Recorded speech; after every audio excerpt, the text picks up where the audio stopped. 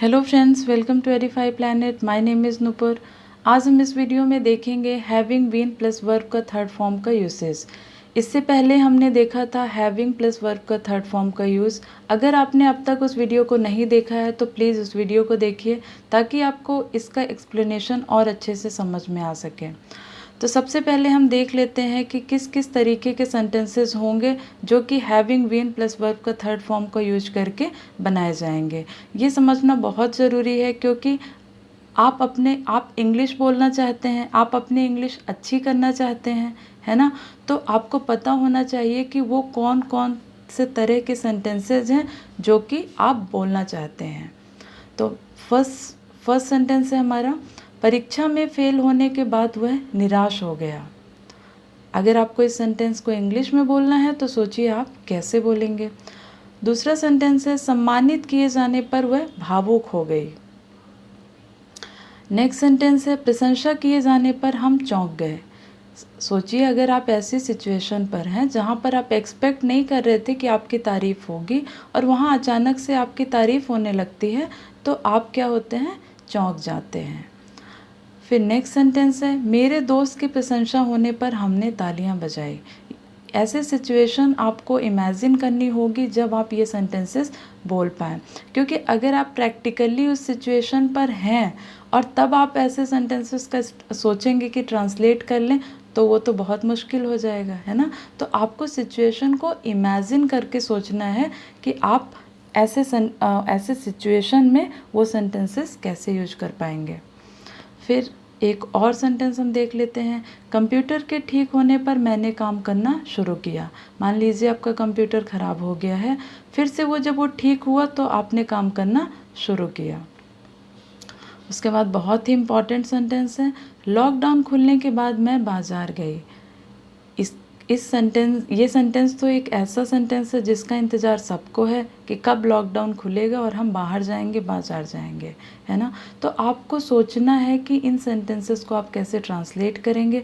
इसके लिए आप वीडियो को पॉज करें और ख़ुद से ट्राई करें, क्योंकि जब आपको पता होगा कि आप क्या चैलेंजेस फेस कर रहे हैं तभी आप सीख पाएंगे।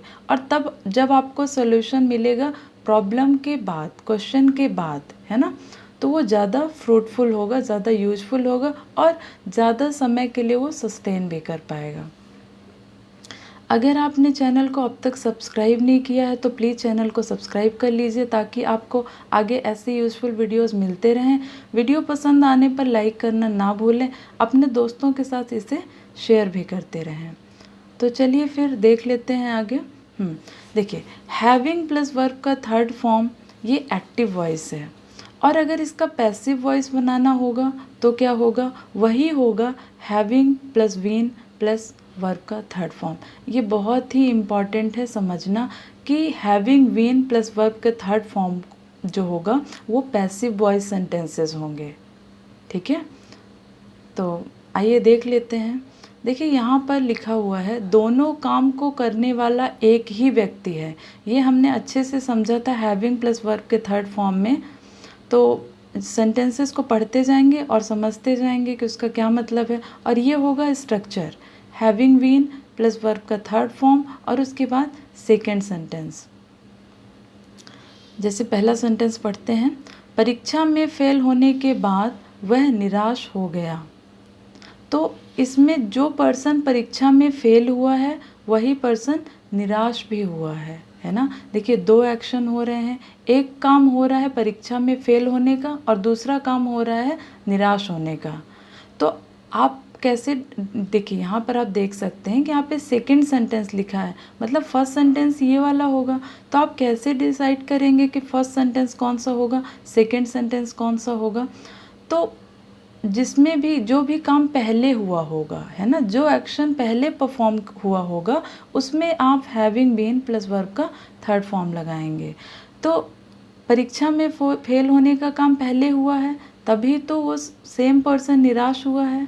तो क्या हो जाएगा, हैविंग बीन, ये देखिए यहीं से लेते हैं, हैविंग बीन, उसके बाद फेल का third form failed, having been failed in the exam he became upset.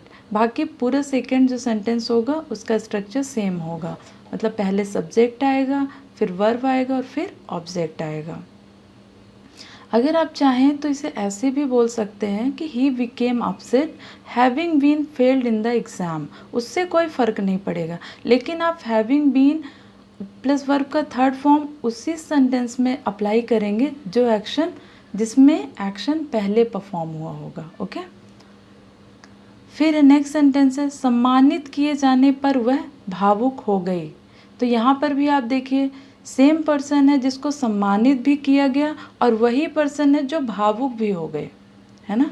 तो यहाँ पे क्या हो जाएगा, having been awarded he became emotional, और सी जो भी है ही या शी बिकेम इमोशनल।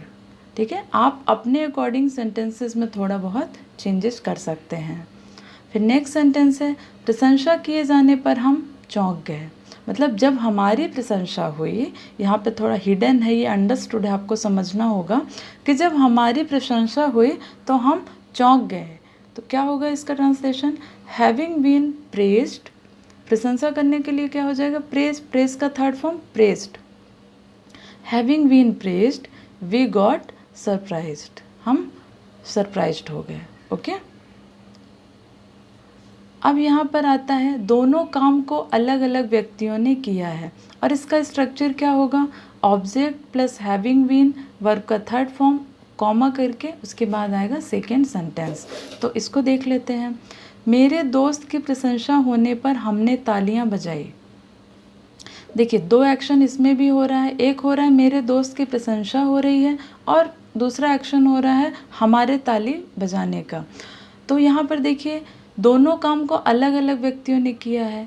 ये पैसिव वॉइस है, अभी जो पिछले स्लाइड में हमने देखा वो भी पैसिव वॉइस का सेंटेंस है, ये भी पैसिव वॉइस का सेंटेंस है।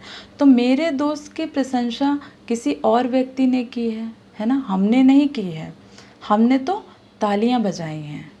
तो आप क्या यहाँ पे समझ रहे हैं कि दोनों काम को करने वाला दो अलग अलग व्यक्ति हैं। ठीक है, तो इसका क्या हो जाएगा, ऑब्जेक्ट पहले आएगा, किसकी प्रशंसा हुई है, मेरे फ्रेंड की हुई है, तो माई फ्रेंड यहाँ पे ऑब्जेक्ट बनकर आएगा। तो my friend having been praised we clapped, ताली बजाने को क्या बोलते हैं, क्लैप्ड, और वो आ जाएगा वर्ब का थर्ड फॉर्म में, हमने बजाई। ठीक है, फिर नेक्स्ट सेंटेंस है कंप्यूटर के ठीक होने पर मैंने काम करना शुरू किया। तो कंप्यूटर को ठीक करने का काम किसने किया था, ये किसी और व्यक्ति ने किया है, और काम करना किसने शुरू किया, मैंने शुरू किया। तो यहाँ पे दो व्यक्ति आ गए, है ना, मतलब दो एक्शन हुए हैं और दोनों ही एक्शन को अलग अलग व्यक्तियों ने परफॉर्म किया है। तो क्या हो जाएगा, कंप्यूटर हैविंग बीन फिक्स्ड और रिपेयर्ड। आप यहाँ पे ये भी बता सकते हैं बाय होम, मतलब किसके द्वारा, बाय लगाकर आप उसका नाम भी बता सकते हैं, पर वो अंडरस्टूड होता, उसकी ज़रूरत नहीं होती है।